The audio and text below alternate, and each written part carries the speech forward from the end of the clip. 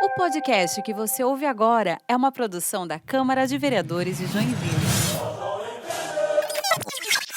Isso é Tão CVJ Podcast, sua fonte semanal de informação sobre o que acontece no Legislativo da cidade.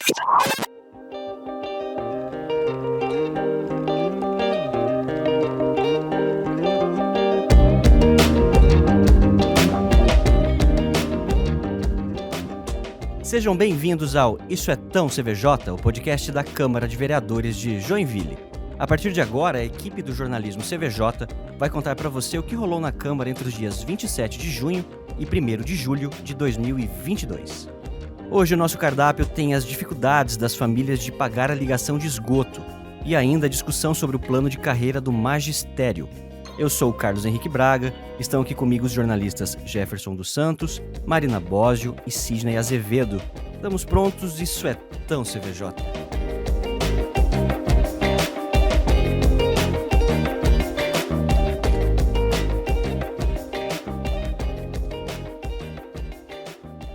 A gente começa falando do debate sobre contratos da companhia Águas de Joinville. Marina, você cobriu esse assunto. Qual foi a questão levantada pelo vereador Cláudio Aragão, do MDB? Então, Carlos, o vereador Cláudio Aragão considerou desproporcional a diferença de valores de contratações de serviços de pavimentação referente à manutenção e expansão das redes de água e esgoto sanitário. A contratação da empresa Nato Construções, feita por meio de uma licitação no primeiro semestre de 2021, teria sido feita, segundo o vereador, com valor de R$ 118 por metro quadrado. Já em maio desse ano, a contratação da empresa Tecvia Indústria de Asfalto, que foi emergencial com dispensa de licitação, teria sido feita com valor de R$ 369 por metro quadrado. Essa questão foi levantada pelo vereador na reunião de segunda-feira, dia 27, da Comissão de Legislação, e também na sessão de terça-feira, dia 28. Vamos ouvir o que disse o vereador Cláudio Aragão. A empresa Tecvia, ela tem um contrato emergencial, sem licitação, por R$ 369 o metro quadrado. É assustador, você quase caiu da cadeira, vereador Henrique. É arrasador isso aqui. É vergonhoso. Isso aqui é desvio de conduta, improbidade administrativa e peculato. Passivo de prisão. De quem fez isso aqui? Isso aqui, as contas da Águas de Joinville ser aprovada pelo Tribunal de Contas, chance menos 10. Menos 10 negativo. Pode ter certeza. Aguarde desdobramento disso aqui. Aguardem. Alguém foi comer melado e se lambuzou. Não existe, minha gente, na face da terra, se eu tenho 2 contratos prestando o mesmo serviço e contratar um outro sem licitação, sendo que o fornecedor do material é o mesmo na cidade, não existe outro fornecedor. Isso aqui está na mão da Câmara. A Câmara vai ter que responder.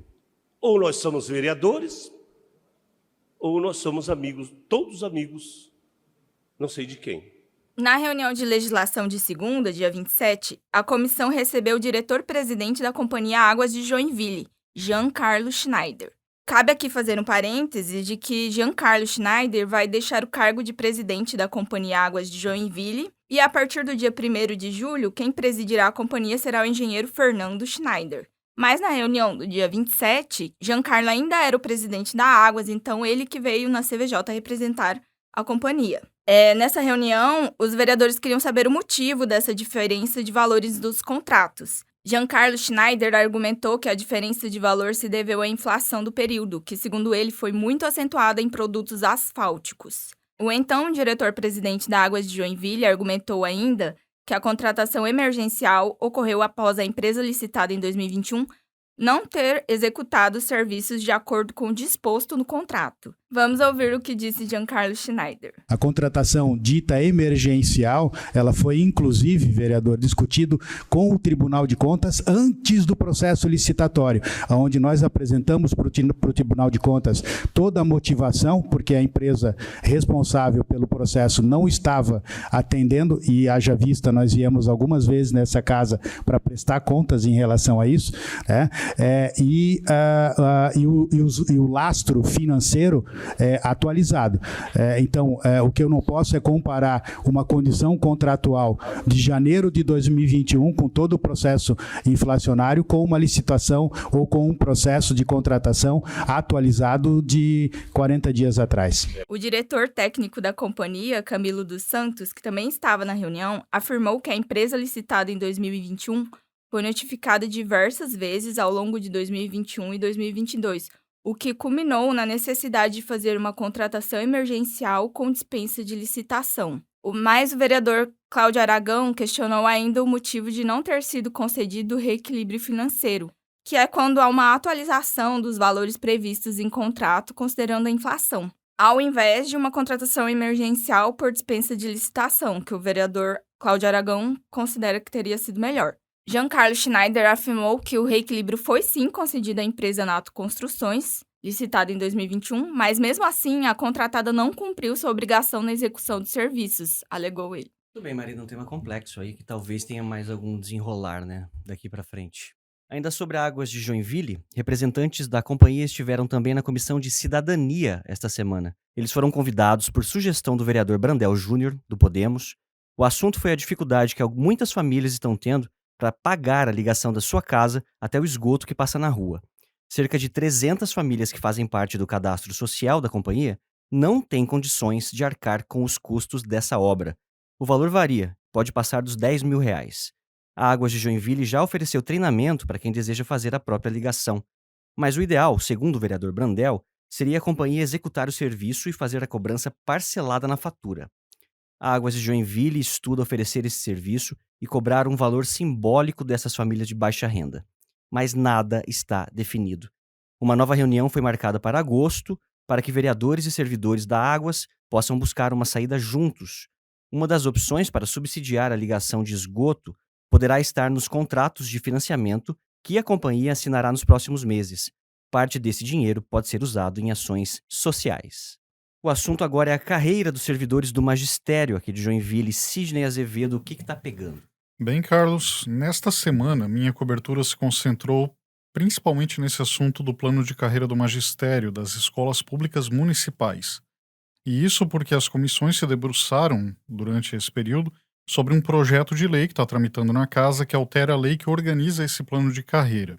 Antes de entrar no assunto propriamente dito, vamos falar das mudanças mais simples do projeto de lei 113 de 2022, nesse caso. Uma dessas mudanças é a redução do tempo mínimo exigido para que um professor possa se candidatar ao cargo de diretor em uma escola municipal. Atualmente são 5 anos e a lei reduz esse período para 3. A outra mudança principal é uma adequação nas definições de quais cargos são classificados como docência, e a finalidade disso no projeto é garantir as condições especiais de aposentadoria a um grupo de pelo menos 150 professores que poderiam enfrentar entraves nos pedidos de aposentadoria, né? Essa mudança, né, ela está acontecendo porque a lei do magistério precisaria ser adequada à lei da reforma da Previdência, que entrou em vigor em setembro do ano passado. Enfim, essas mudanças em si, essas duas que eu mencionei, né, a do tempo mínimo exigido e essa das descrições de quais cargos são classificados como docência, elas não foram exatamente o ponto principal de debate, mas sim a inclusão dos cargos de auxiliares de educador, ou melhor, de auxiliar de educador e de auxiliar escolar no plano de carreira do magistério, que atualmente não fazem parte desse plano de carreira.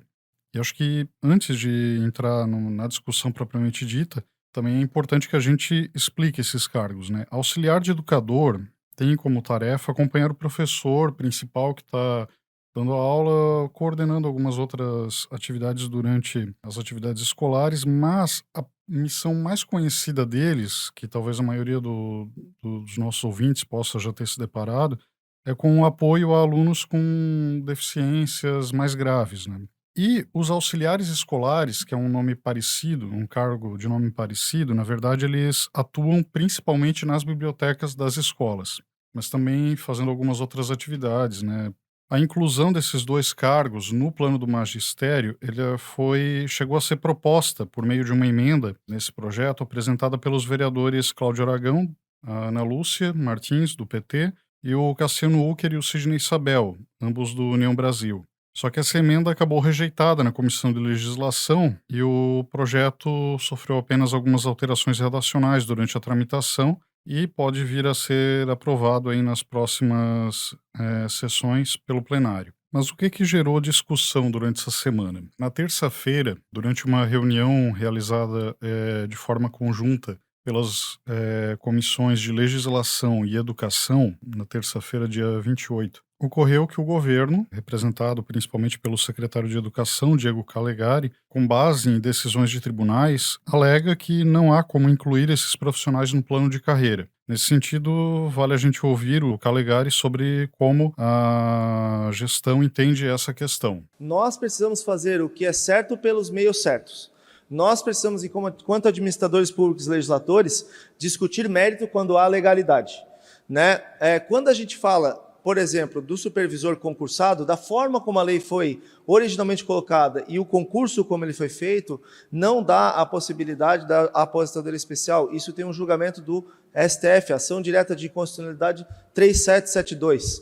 Né? Está pacificado esse entendimento em nível constitucional. Então, nós não podemos aqui fazer uma proposição que vá contra uma interpretação feita pela Constituição do Supremo Tribunal Federal. Então, eu concordo em a gente discutir a valorização de quem assume responsabilidades adicionais na escola. Eu vejo vários aqui que eu sei que são supervisores e orientadores de carreira, vários que optaram por assumir a função de coordenação pedagógica, professores de apoio pedagógico, que estão aqui hoje, e que, como você, fazem um trabalho de excelência e buscam fazer algo que é diferenciado, buscam assumir uma responsabilidade a mais.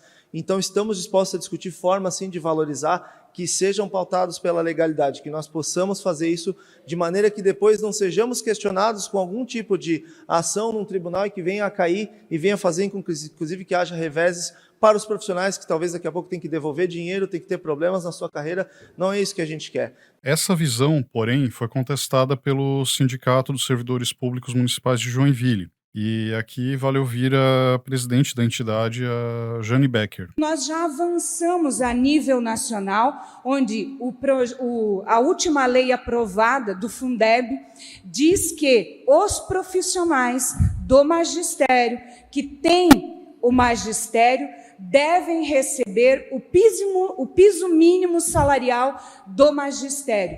Então, a prefeitura do município de Joinville não está em conformidade com a legislação federal, tanto na questão da valorização do pagamento do piso nacional do magistério, quanto na inclusão dos auxiliares no plano de cargo e salário do magistério, por se tratar da exigência para o acesso ao concurso. Então, vereadores, eu gostaria aqui, em nome da categoria, de que nós fizéssemos, de fato, uma discussão no âmbito legal e também no âmbito de valorização destes profissionais, porque hoje o município de Joinville carece de profissionais porque não são valorizados adequadamente, porque os profissionais estão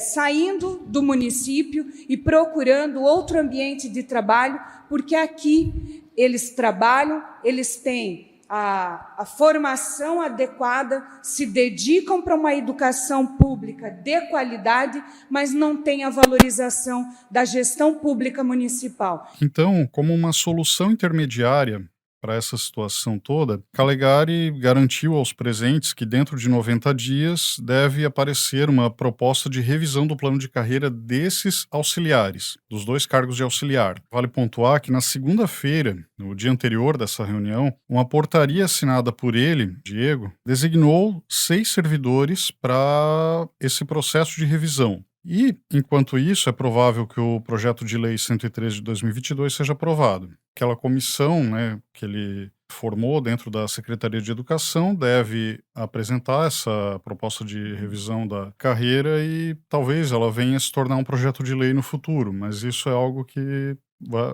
a gente ainda vai ter que acompanhar. Antes de continuar, acho que vale pontuar uma pequena curiosidade aqui, porque a lei do magistério, que é essa lei que está sendo alterada, uma das leis que está sendo alterada, é a 2303, lá de 1988. Ela foi aprovada 3 meses depois da promulgação da Constituição Federal. Talvez uma das primeiras leis de Joinville depois da nova Constituição. Só que essa lei ela já passou por 3 modificações, em 2003, 2011 e 2018. E se o projeto de lei, né, sobre o qual a gente conversou aqui, for incorporado a essa legislação, vai ser a 4ª mudança. E isso pode ajudar os nossos ouvintes a observar que as leis não são estáticas, elas não são paradas, elas sofrem modificações e vão se transformando aos poucos, à medida que a sociedade se movimenta. Tudo bem, Sidney. É legal quando você traz essa coisa mais educativa pra gente também, né? Pra gente entender melhor o que a gente tá falando aqui toda semana, né?